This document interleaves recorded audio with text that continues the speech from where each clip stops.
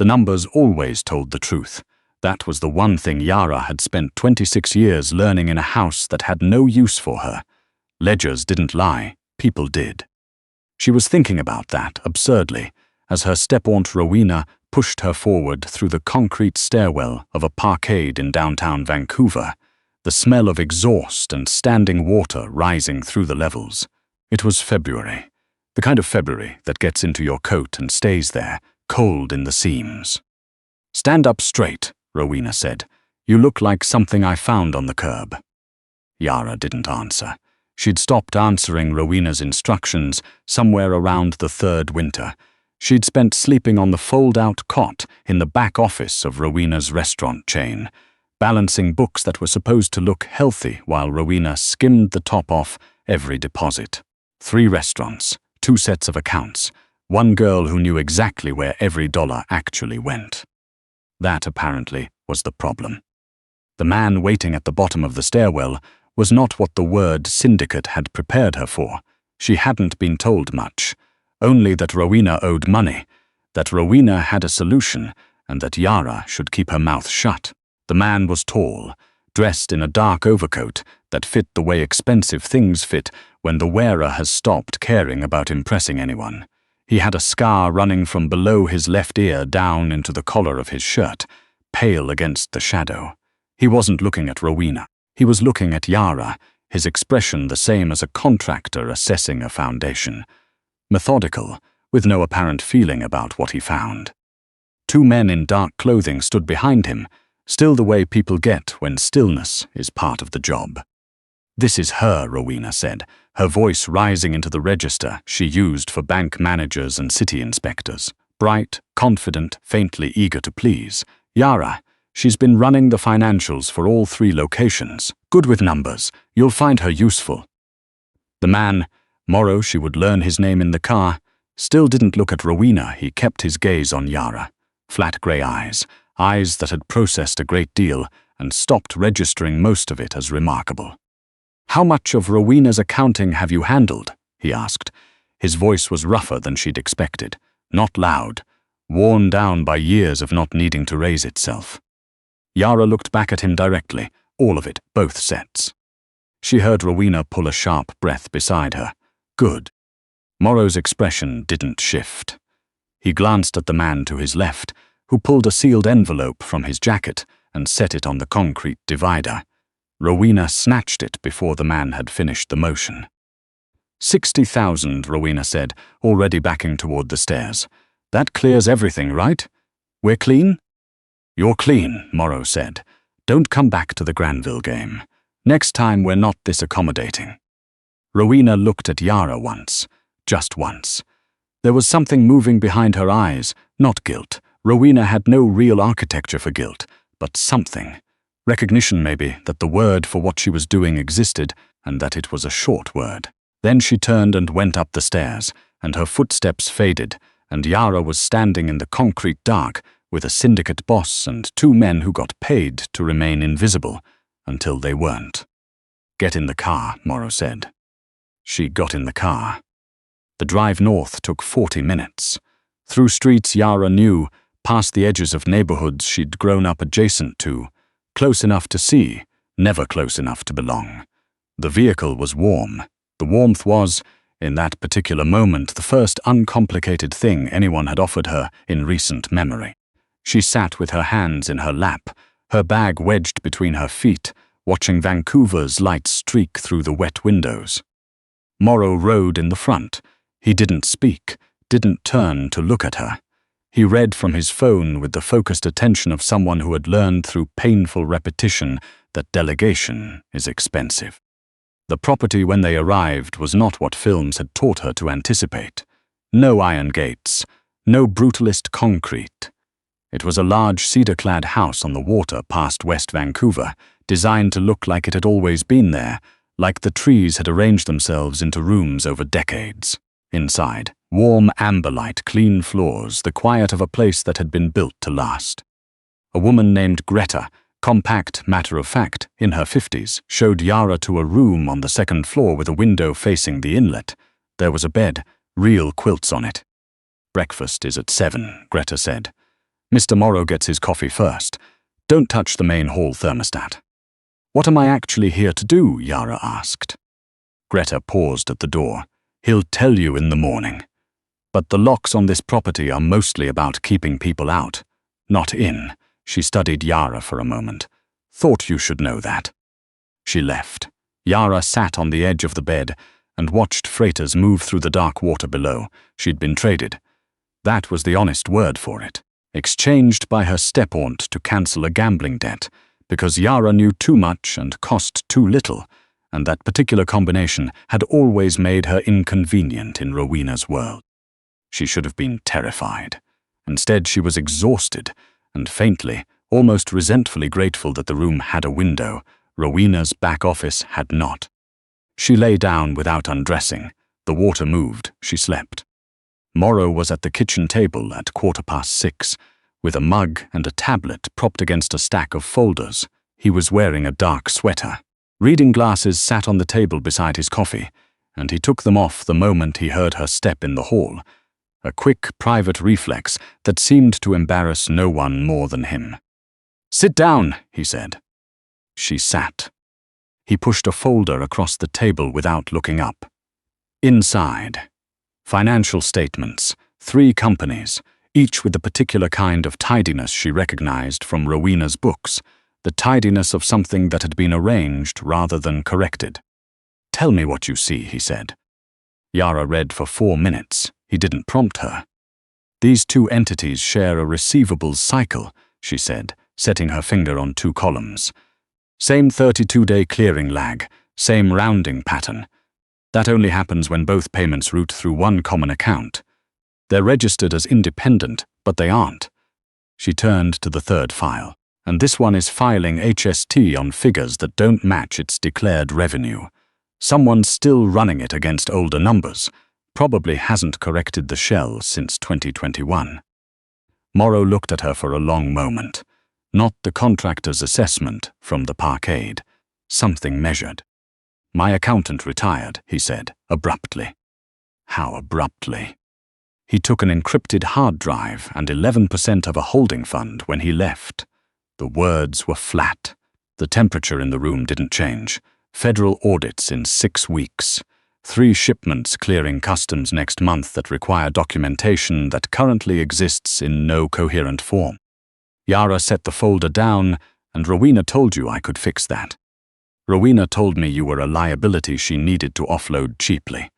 What I know about your actual abilities, I learned in the last 4 minutes watching you identify 3 distinct problems without asking a single question." He picked up his coffee. "Those are different things. I'm telling you the difference because I think you should understand exactly where you stand." It was possibly the most honest thing any employer had said to her in her working life. She found it disorienting in the way that honesty tends to be when you're not used to it. "What do I get out of the arrangement?" she asked. "A room, food, distance from whatever Rowena's creditors find when they start pulling her books apart, which they will." He met her eyes, "And I don't send you back." She thought about the fold-out cot, the office without a window. Rowena's voice at 6 in the morning asking why the 3rd quarter margins looked soft. "Show me the rest of the files," she said. The weeks arranged themselves into a routine that felt nothing like her previous life, and entirely like the one she would have chosen if choosing had ever been an option. She worked.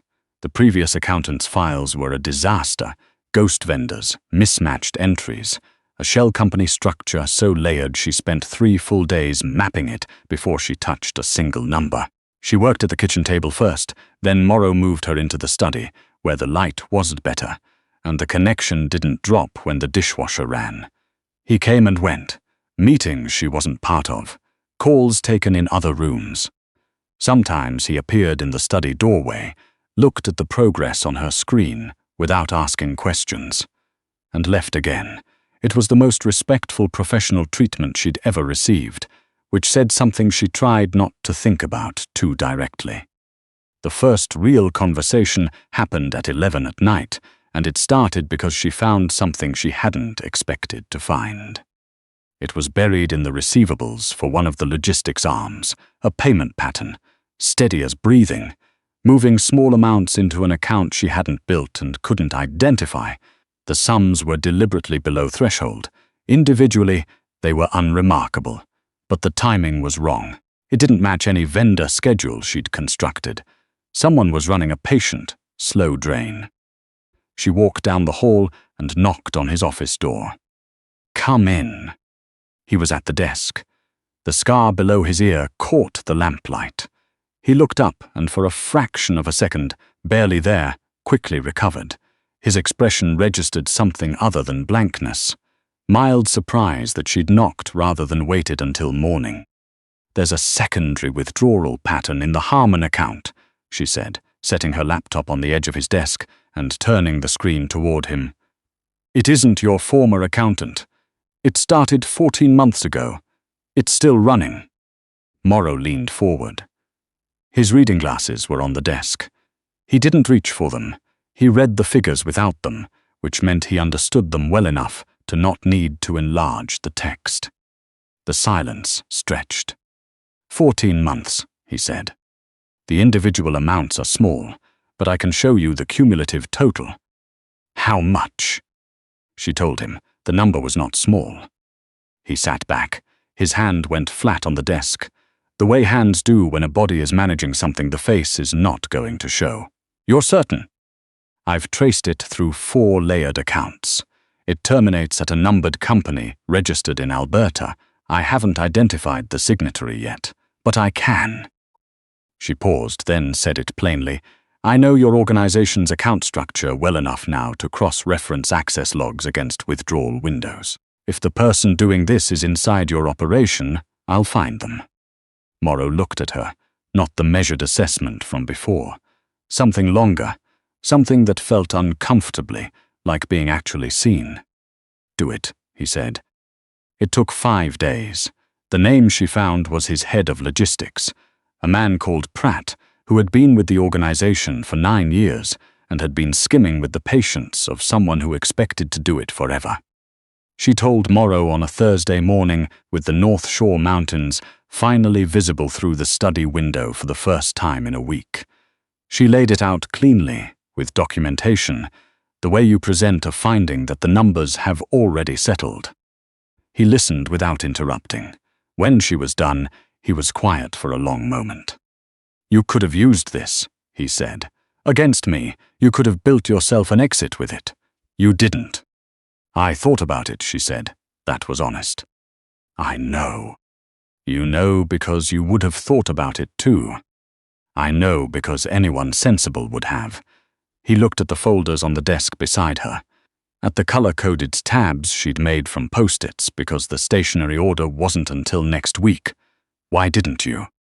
Yara looked at the stack of work she'd rebuilt from wreckage.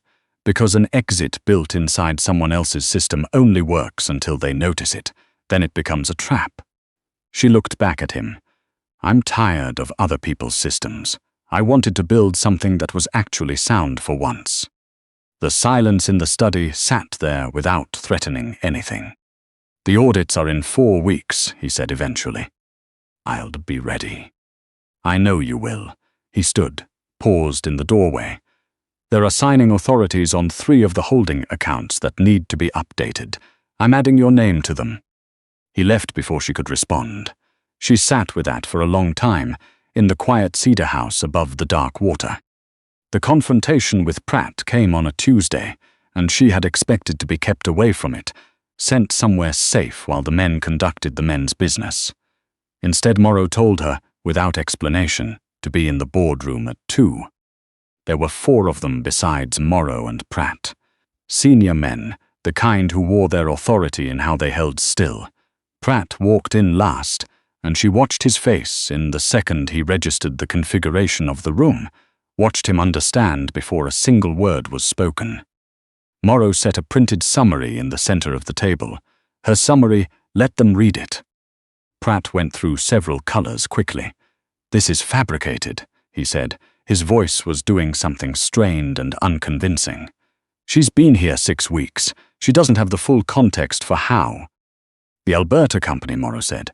His voice was entirely even. "The numbered one. Tell us who the signatory is." Pratt's mouth opened, closed. "Read out the account number. Correct her if she's made an error." He didn't read it out. Yara watched the collapse happen, the slow, visible unraveling of a man who had built his whole position on the assumption that no one would ever count carefully enough. She recognized it, not with pleasure exactly, with something older and quieter. This was what happened when the books were honest. The numbers said what they said, and there was no talking your way past them. She was asked to leave after that. She went back to the study and sat in the particular stillness of someone who has done the one thing they were placed somewhere to do, and listened to the low murmur of voices down the hall, and didn't need to know the details. When Morrow came to find her an hour later, he stood in the doorway first, a habit of his she'd learned, checking whether she was mid-thought before interrupting. "You did well," he said, plain, without performance. "It was in the numbers," she said. "I just read them." He came in and sat in the chair across from her desk, the chair she'd dragged in from the hall herself because the study had only come with one, and she'd gotten tired of standing when she needed to think. "You've been here 6 weeks," he said. "You rebuilt the entire financial infrastructure from nothing. You could have made it worse. You could have wired a way out into it. You didn't. I already told you why. You told me the practical reason." He looked at the window. The inlet was steel grey in the afternoon light, the mountains behind it white. "I'm asking about the other one." Yara was quiet for a moment. "Because I was already living inside someone else's mess," she said finally. "Rowena's books, Rowena's debts, Rowena's decisions about what my presence in her house was worth." She looked at the folders on the desk, at work that was, for the first time in her life, something she'd built rather than inherited. "I didn't want to do that again. I'd rather build something honest, even inside something that isn't." He said nothing, but he stayed in the chair, which was its own kind of answer. Rowena came in April, on a Thursday, with the restaurants already seized, and 2 other debts she'd apparently been running parallel to the one she'd paid with Yara. Greta found Yara on the upper deck with the quarterly projections, and said a woman had been calling the main line for an hour and was now at the front gate claiming to be family. Morrow was in the city. He'd been gone 2 days. Yara had not called him because this was not his to manage. She told Greta to let Rowena through. Her step-aunt had the look of someone who had spent 6 weeks in the company of consequences. The restaurant chain was gone. The second set of books had been found by a CRA auditor with competent eyes. Yara had known that was coming from the moment she'd seen the structure clearly, back in her first week. Rowena had always been one careful look away from collapse. She stood in the cedar entry and looked at Yara, the good wool sweater, the steadiness in her posture, the total absence of the girl who had stood in that parquetred stairwell waiting to be told what to do, and Yara watched her do the calculation. "I need help," Rowena said. "It's not a large amount. 40,000 would cover the most urgent." "No," Yara said. The word arrived without heat or hurry, not sharp, just settled, the way a 0 in the final column is settled. Rowena's face moved through several things. Appeal, then a version of guilt, then the calculation that guilt wasn't working. "After everything I did for you," she started. "Everything you did for me," Yara said, "is why I'm standing here and you're standing there. You could help me.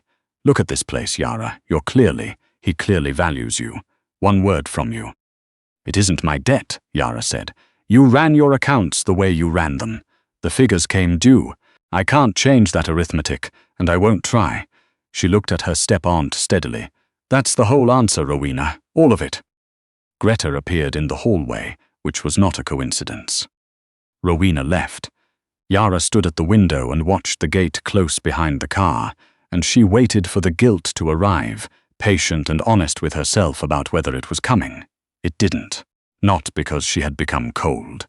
She didn't think she'd become cold, but because she had spent years maintaining someone else's ledger, covering someone else's losses, and she was finally, completely done carrying figures that had never been hers. When Morrow came back that evening, she was at the desk. He came to the doorway the way he always did, paused, checked. "Greta mentioned you had a visitor," he said. "I handled it." He came in and stood by the window. April light on the inlet had its own particular quality, something between steel and blue, always colder than it looked. "You could have called me," he said. "It wasn't yours to handle." He was quiet for a moment. Outside, a heron crossed the water below, entirely certain of its line. "Pratt's replacement starts Monday," he said. "Logistics will report to you going forward." Yara looked up from the screen. "That's not what you brought me here for." "It's exactly what I brought you here for," Morrow said. "You've known where every dollar in this organization goes for 6 weeks. You found what 9 years of loyalty missed. You rebuilt the account structure from fragments." He looked at her steadily. "Who else would I give it to?" She thought about the fold-out cot, the double books, Rowena's voice like something abraded, wearing her down in layers. She thought about the first night in this house, watching the freighters, waiting for the fear to arrive. It hadn't. Something else had come instead, something with weight and traction, something that didn't give way when she stood on it. "The logistics routing is inefficient," she said. "I've been correcting it informally for 3 weeks. There are 6 redundant clearance steps that can be consolidated without increasing exposure. And the customs documentation software is running on a version from 2019. "Fix it," he said. "I already have," she said. "I've been waiting for the authorization." Morrow was quiet. The last light moved across the water outside and went. "You have it," he said. She saved the document open on her screen, closed the laptop. The girl from the parkade stairwell, cold to the bone in February, holding her one bag, being moved from one column of a ledger into another, was still somewhere inside her chest, quiet now, not erased, just finally entered in the right place, under the right heading, in a set of books that said what they meant. Morrow set a mug of coffee on the desk beside her without being asked. He moved toward the doorway and stopped, and for a moment they were both looking at the same dark water, the same far lights crossing the inlet. "The quarterly projections came in," he said. 22% stronger than this time last year." 24, Yara said. "I updated the figure this morning." She heard the sound he made in the doorway, not quite a laugh. The shape a laugh leaves in someone who had mostly stopped expecting reasons to. She turned back to her desk. The accounts were clean. The books were honest. The numbers said what they meant, and so, for the first time in her life, did everything else.